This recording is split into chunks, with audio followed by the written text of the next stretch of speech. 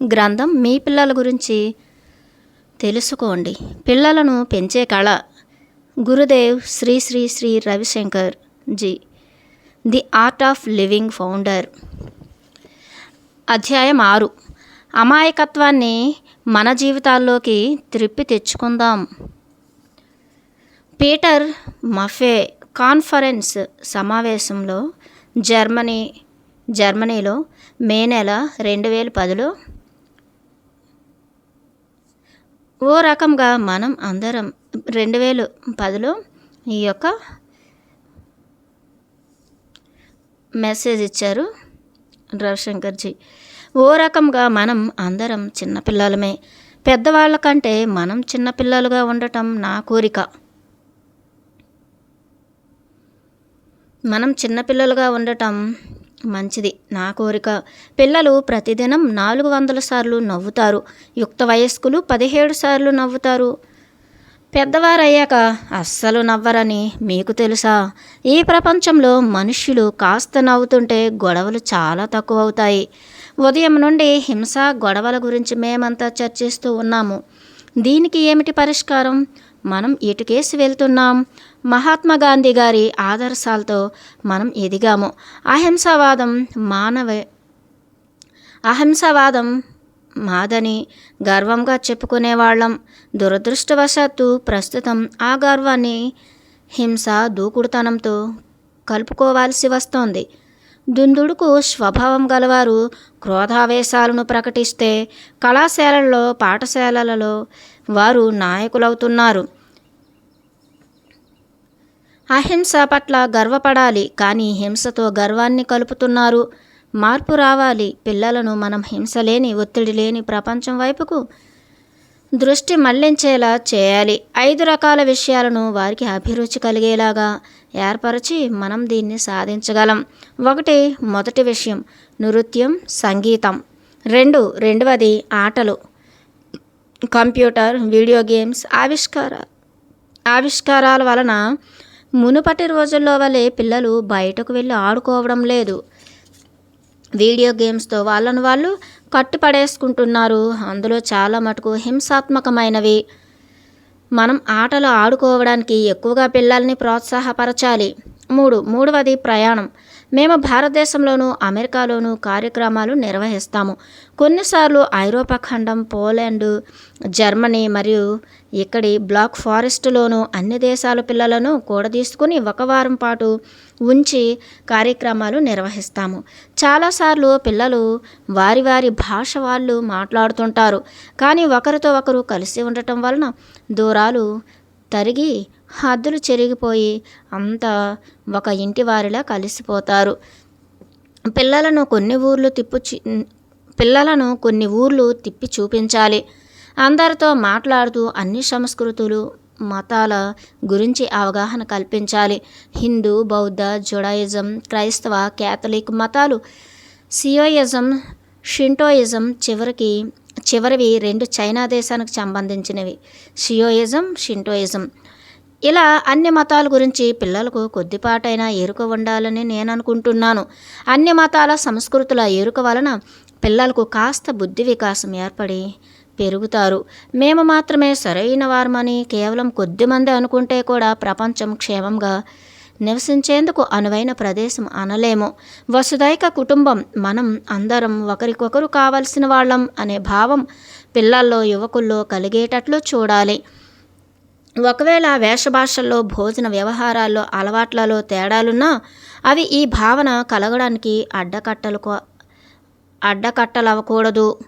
4. సేవా కార్యక్రమాలలో పిల్లలను పాల్గొనేటట్లు చేయడం. సేవా కార్యక్రమాలలో వారి తోడ్పాటు తీసుకుంటే యువతలో ఎంతో ఉదారగుణం బయటపడుతుంది. 5. యోగా, ధ్యానం గురించి చెప్పుకోవాలి. ఏ మతం వారైనా యోగాభ్యాసం చేయడానికి ధ్యానం చేయడానికి అభ్యంతరం చెప్పలేని విధంగా నేను యోగాను, ధ్యానాన్ని పొందుపరిచాను. కేవలం అవి కొంత శ్వాసక్రియ, కొన్ని శారీరకమైన రూపాకృతులు అవలంబించడం అంతే తప్ప ఏ విన్యాసాలు, ఏ విశ్వాసాలకు సంబంధించినవి కావు. మనశ్వాసతో మన ఉద్రేకాలకు లంకె ఉన్నది. ప్రతి ఉద్రేకానికి ఒక విధమైన స్పందన, లయ ఉన్నాయి. మీ ఉద్రేకాలను మీరుగా ప్రత్యక్షంగా అదుపులో పెట్టుకోలేనప్పుడు మీ శ్వాసక్రియ సహాయంతో స్వాధీనపరుచుకోవచ్చును. మీరు నాటకంలో నటిస్తూ ఉంటే మీరు కోప ప్రదర్శన చూపవలసిన సందర్భంలో మీ దర్శకుడు మిమ్మల్ని ఊపిరి త్వరగా తీసుకోమంటాడు. పవిత్రమైన ప్రదర్శన చేయాల్సి వస్తే మీ శ్వాసను తేలిగ్గా, నెమ్మదిగా తీసుకోమని చెప్తాడు. మీ శ్వాస ప్రక్రియలోని లయను మనం అర్థం చేసుకుంటే, మన ఉద్రేకాల మీద, మన మనస్సు మీద, మన ఇంద్రియాల మీద నియంత్రణ మనకు ఉంటుంది. కోపం, అసూయ, దురాశ ఇటువంటి వ్యతిరేక భావాలను జయించగలుగుతాము. మనసారా నవ్వగలుగుతాము. మనం భగవంతుడు మనకు వరంగా ప్రసాదించిన ఆ చిన్నతనపు అమాయకత్వాన్ని, అందాన్ని మళ్ళీ మన జీవితాల్లోకి తెచ్చుకోగలుగుతాం.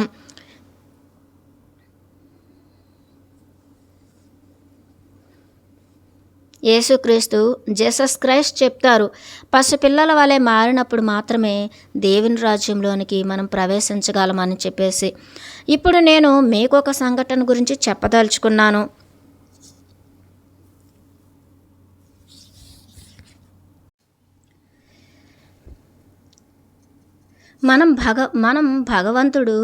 మనకు భగవంతుడు వరంగా ప్రసాదించిన ఆ చిన్నతనపు అమాయకత్వాన్ని, అందాన్ని మళ్ళీ మన జీవితాల్లోకి తెచ్చుకోగలుగుతాం. జీసస్ క్రైస్ట్ చెప్పినట్లుగా,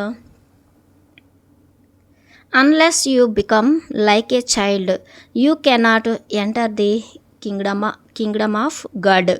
ఒక చిన్న పిల్లవాడిలాగా కాకపోతే, ఆ మనస్తత్వం కలిగి ఉండకపోతే మీరు దేవుని రాజ్యంలోకి ప్రవేశించలేరు.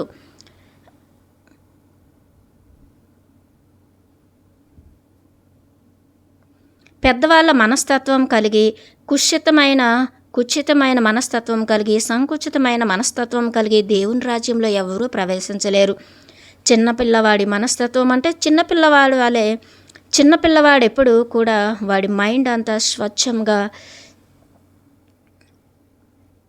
పరిపూర్ణంగా, ప్యూర్గా, స్వేచ్ఛగా, ఖాళీగా ఉంటుంది. తాను ఏదనుకుంటాడో అది చెప్పేస్తాడు. చెప్పిన తర్వాత దాన్ని మర్చిపోతాడు.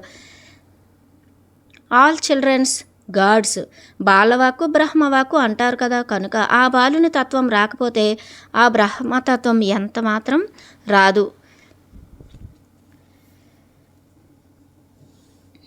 ఇప్పుడు నేను మీకొక సంఘటన గురించి చెప్పదలుచుకున్నాను. 2 ఏళ్ల క్రితం 200 మంది యువకులు అరబ్ దేశాల నుండి బెంగుళూరు ఆశ్రమానికి వచ్చారు. 35 మంది ఇజ్రాయిల్ యువకులు కూడా అదే సమయంలో అక్కడికి వచ్చారు.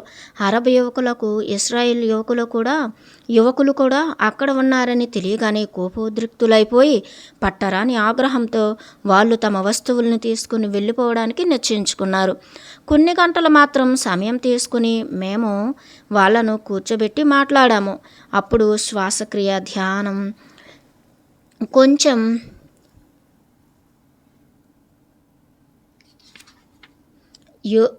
యోగా నేర్చుకున్నారు. వాళ్ళ చేత ప్రాక్టీస్ చేయించాము. 3 రోజుల్లో వాళ్ళు మంచి స్నేహితులయ్యారు. వారం అయ్యేసరికి 2 దేశాల వారు కళ్ళ నీళ్లతో వీడ్కోలు చెప్పుకున్నారు. వారి అనుభవాలు విని తీరవలసిందే.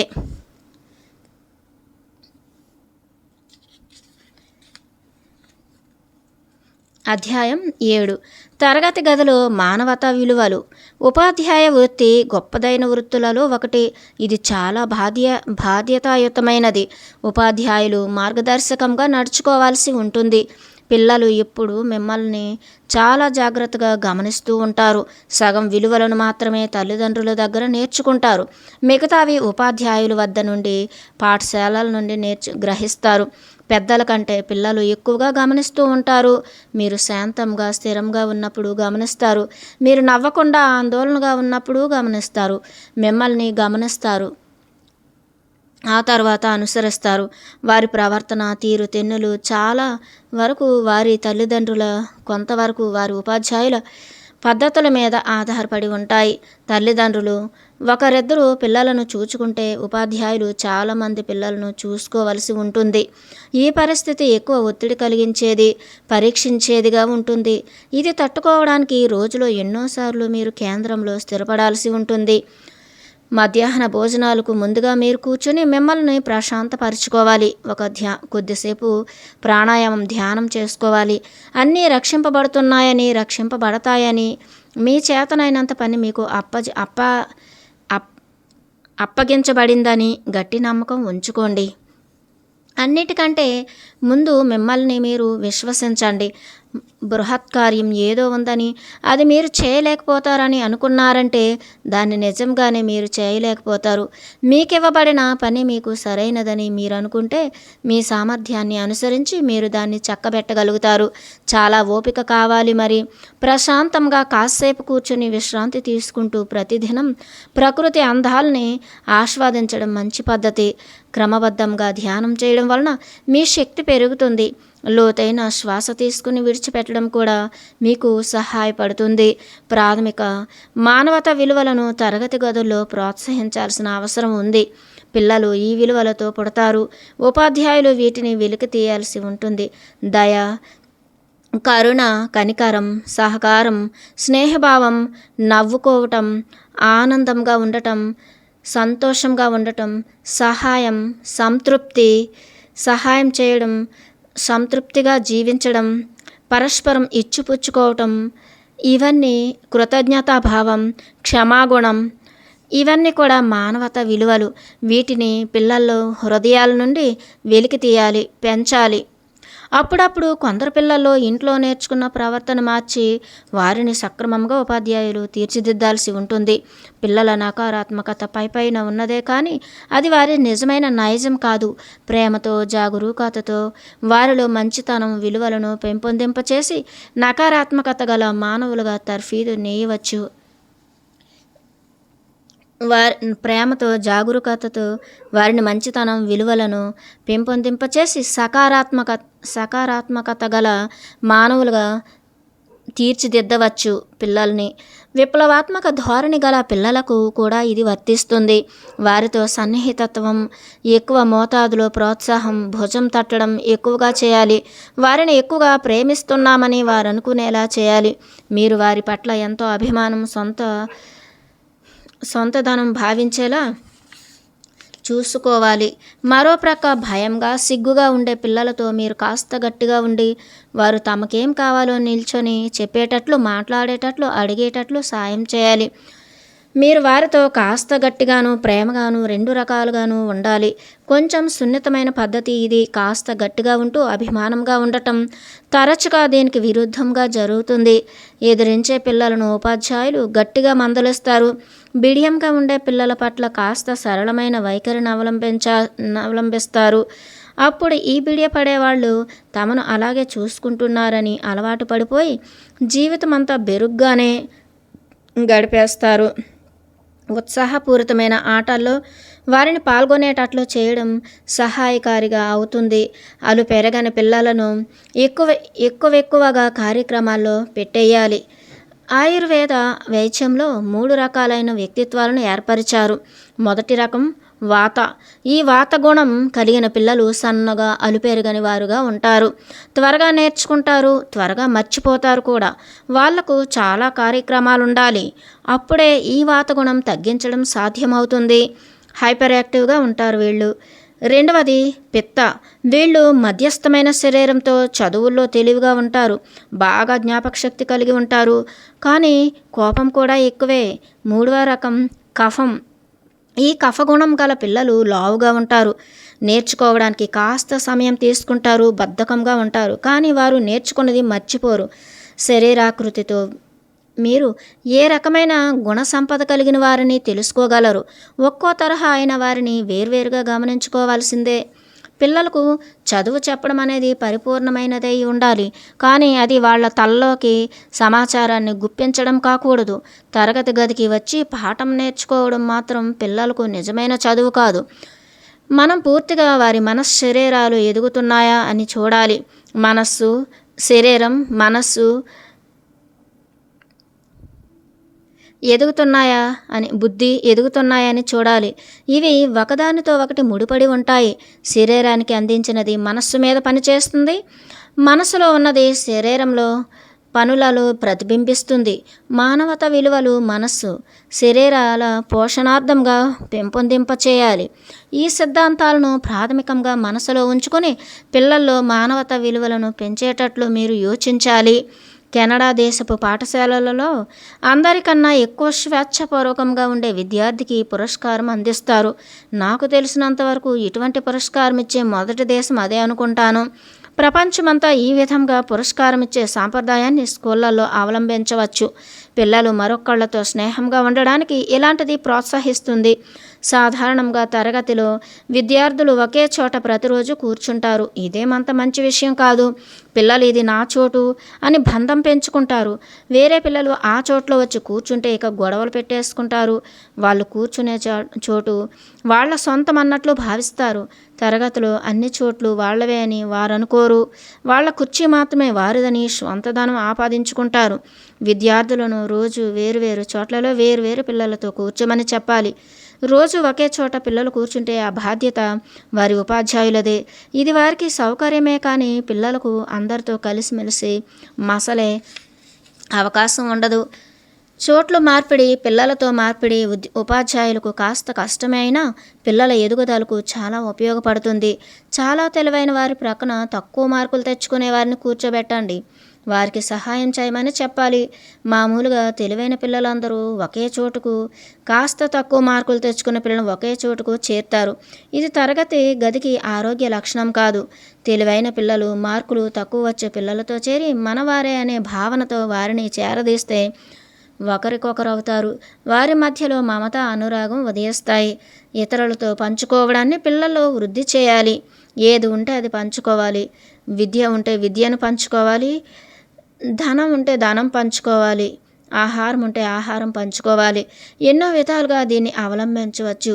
ప్రపంచవ్యాప్తంగా మేము art excel all round training for excellence అనే కార్యక్రమం నేను చెప్పిన సిద్ధాంతాలన్నీ పొందుపరిచి నిర్వహిస్తున్నాము. 5 రోజులు ఈ కార్యక్రమం సాధారణంగా వేసవి సెలవుల్లో నిర్వహిస్తాము. అందులో కొన్ని విధానాలు, కొన్ని పద్ధతులు వారి ఆత్మవిశ్వాసాన్ని, విలువలను పెంచేవి నేర్పుతాయి.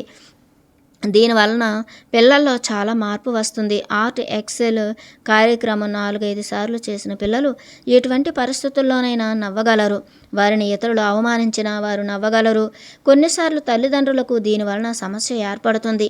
ఈ తర్ఫీదు తర్వాత తల్లిదండ్రులు వారి పట్ల మనసు కష్టపెట్టుకున్నప్పుడు కూడా పిల్లలు మామూలుగా నవ్వేస్తారు. అమ్మా నాన్న పిల్లల్ని తాము తిడుతున్నా లెక్క చేయకుండా ఉన్నారనుకుంటారు. కానీ వారు అలా గుర్రుగా ఉండలేరు. అందువలన అమ్మ నాన్న కూడా నవ్వేస్తారు. అవమానపరిస్తే సాధారణంగా పిల్లలకు ఏడవాలనిపిస్తుంది. ఆర్ట్ ఎక్సెల్లో మేము ఎవరు అవమానించినా నవ్వేయమని నేర్పిస్తాము. ఇలా పిల్లలు నవ్వేస్తే ప్రతిక్రియ చేయకుండా ఉండటం అలవడుతుంది. అంటే రియాక్ట్ అవ్వడం అనేది తగ్గుతుంది. ఎమోషనల్ బ్యాలెన్సింగ్ అనేది వస్తుందన్నమాట. ఎమోషనల్ ఫిట్నెస్ అనేది వాళ్ళు నేర్పిస్తారు. అవమానించిన వారికి అభివాదం చేయమని మేము ప్రోత్సహిస్తూ ఉంటాము. దానివలన అవమానించిన వారిలో మార్పు చోటు చేసుకుంటుంది. మీరు నన్ను అవమానించినందుకు నేను మీకు కృతజ్ఞుడను అనాలి. దానివలన అవమానించిన వారిలో మార్పు చోటు చేసుకుంటుంది. వారు ఆశ్చర్యపడతారు.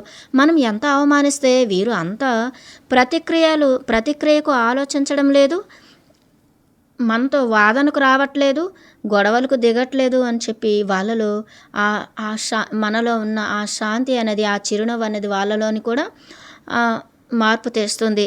పైగా అభివాదం అంటే కృతజ్ఞతలు తెలపడం తెలియజేస్తున్నారు అని వారు తెలుసుకొని హింసా ధోరణి నుండి మార్పు వైపుకు ముందంజ వేస్తారు.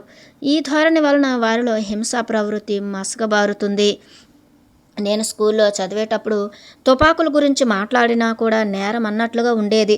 ప్రతి విద్యార్థి దాన్ని వ్యతిరేకించేవారు. ఎవరైనా కోపం వచ్చి గట్టిగా అరిస్తే, బిగ్గరగా మాట్లాడితే కూడా అదే పరిస్థితి.